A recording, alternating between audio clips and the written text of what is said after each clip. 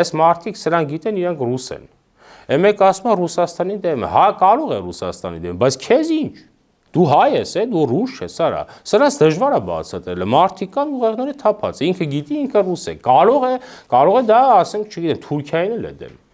Կարող է Կամերունին էլ է դեմ, բայց դու Հայաստանի Հանրապետության քաղաքացի ես, դու Հայաստանի Հանրապետության շահերն ես ներկա։ Հայաստանի Հանրապետությունը դա օգուտ է, թե չէ, մենք այստեղից մեր հայացքը պետք է Երևանից լինի։ Եթե մեր հայացքը Երևանից է, ոչ թե Չերեզներով, Մոսկվայով, չգիտեմ, Վաշինգտոնով, ապա պարզ է, որ դա մեզ ձեռնտու է։ Նախ մշակութային իմաստով, որովհետև Եվրոմիությունը, Եվրոպան ընդհանրապես, դա մեզ ամենահարազատ մշակութային ավազանն է։ Մենք քաղաքակրթորեն մշակութապես ամենահարազատ միջավայրում են գտնվում Եվրոմիությունը։ Աշխարհի 40,000 տարի ապրեք, այդքան երկրի ղեկավար մի օրում չեք կարող Հայաստան բերեք, բայց 40,000 տարի ապրեք, չեք կարող այդքան մարդ բերեք Հայաստան։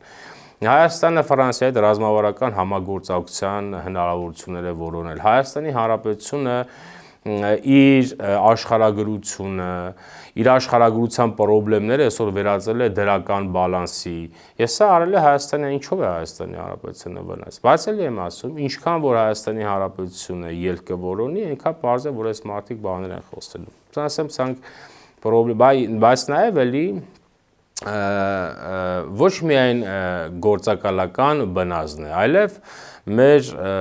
իրականության մեջ ընդդիմություն դառնալու մշակույթն է։ Հայաստանում ընդդիմություն դառնալու մի հատ մշակույթ է, դա հակառակով զռալն է։ Սա բնավորություն է, որպեսզի տնեցիները ասեն, որ դու ընդդիմադիր ես, դու անպայմանորեն այն որ ճիշտ էլ անի, կարևոր չի, դու անպայմանորեն հակառակով պետք է խոսես։ Եվ մենք որպես ժողովուրդ նկատի ունենանք։ Մենք կարկառալու արվեստին փայլուն տիրապետող ժողովուրդ ենք։ Անես կարկառանք աշխարհը տենա զարմանա եւ հակառակով անպայմանորեն որպեսզի տատը ասի, որ ես օրինակ ընդդիմադիր եմ։ Այս մշակույթն է։